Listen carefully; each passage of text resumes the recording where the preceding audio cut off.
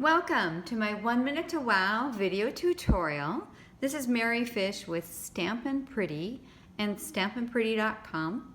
I'm an independent Stampin' Up! Demonstrator, and I sell the Stampin' Up! Products that I'm going to share with you, as well as post to my blog daily paper crafting tips, ideas, card making, and the latest Stampin' Up! Specials and promotions so that you can become a paper crafter as well and feel like an artist. I focus on simple and pretty cards and things that are easy to duplicate. This fall card takes advantage of a product that Stampin' Up! Will be releasing soon, and they're called the Stampin' Blends markers. I use them on the crumb cake leaves to create that shading. See how it goes from light to dark?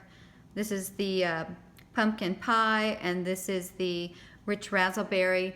There'll be a number of very popular Stampin' Up! Colors released initially, but I just love that type of shading. I am the type of person that really veers away from watercoloring. I just have never mastered it, but alcohol-based markers like these are powerful. I mean, I truly feel like I'm a blending and coloring artist when I use them, so that's exciting.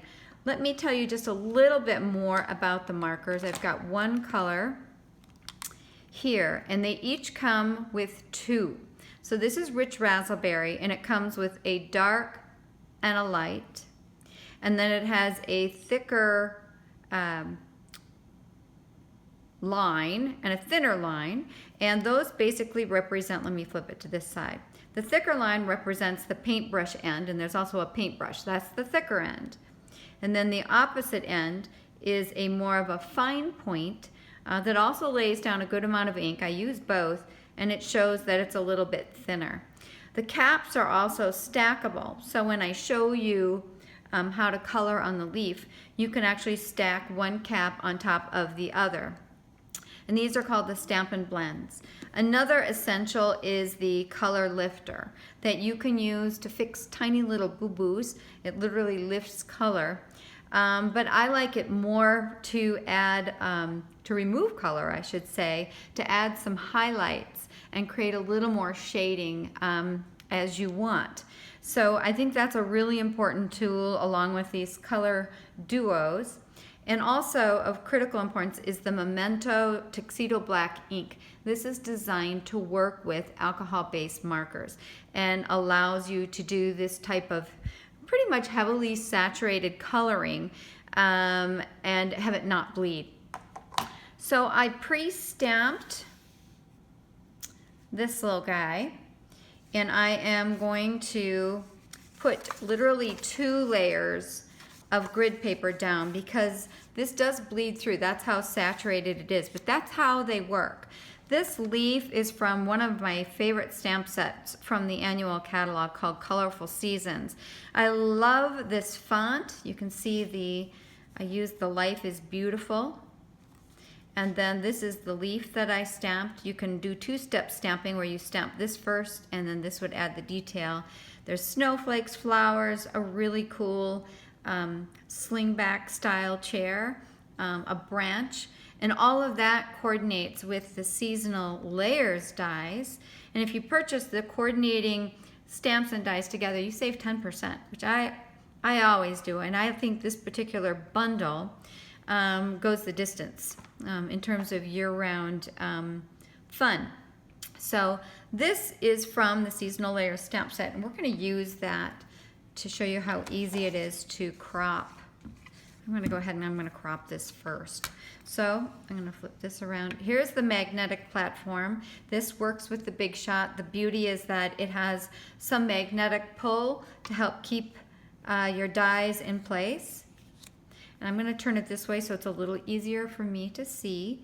And then I'm going to lay this leaf with the edge side down, because that's the cutting side, right on top.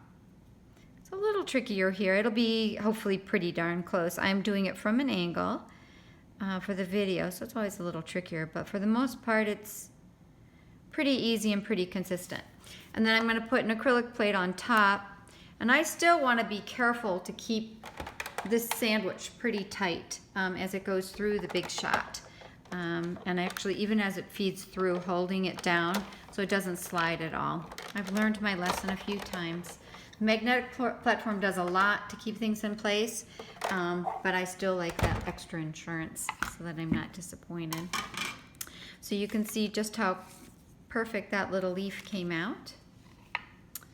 So let's talk about coloring. Again, this 2 layers of grid paper.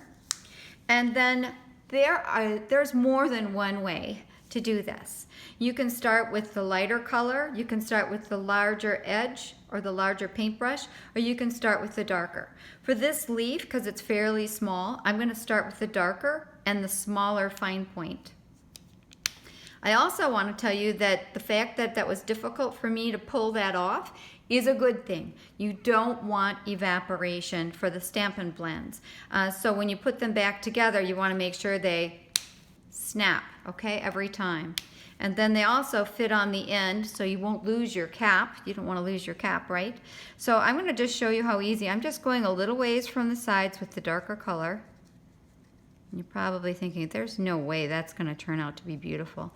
This is what I love about it, because it is going to be really pretty and very little work for me. I'm going to go from this angle.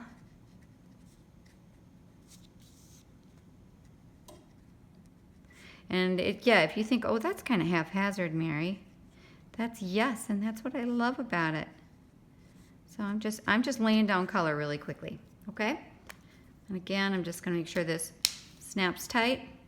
Now I'm going to use the paintbrush end of the lighter coordinating. These are both Rich Razzleberry, but this is the Rich Razzleberry Light. And I'm just going to do a little spinnies. And this is dragging some of that deeper color into the middle. And if you want, you can, I don't mind a little of the crumb cake showing below. I think that looks more kind of illustrated and cool.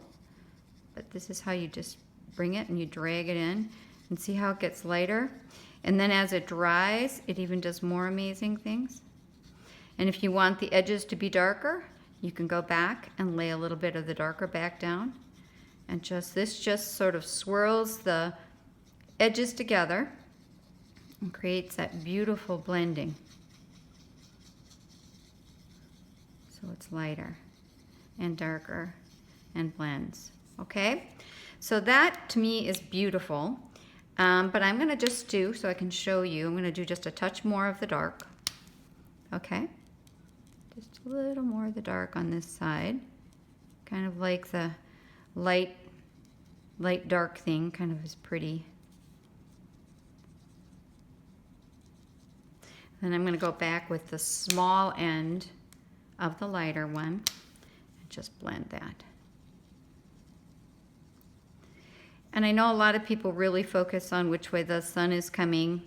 Honestly, I just think the blended look, kind of dark to light, is gorgeous. So there you have it. And then as it dries, see how blended that is and beautiful? And then as it dries, you're going to get more of an effect like this. Okay, it'll lighten up just a little bit, so it'll look more like this one.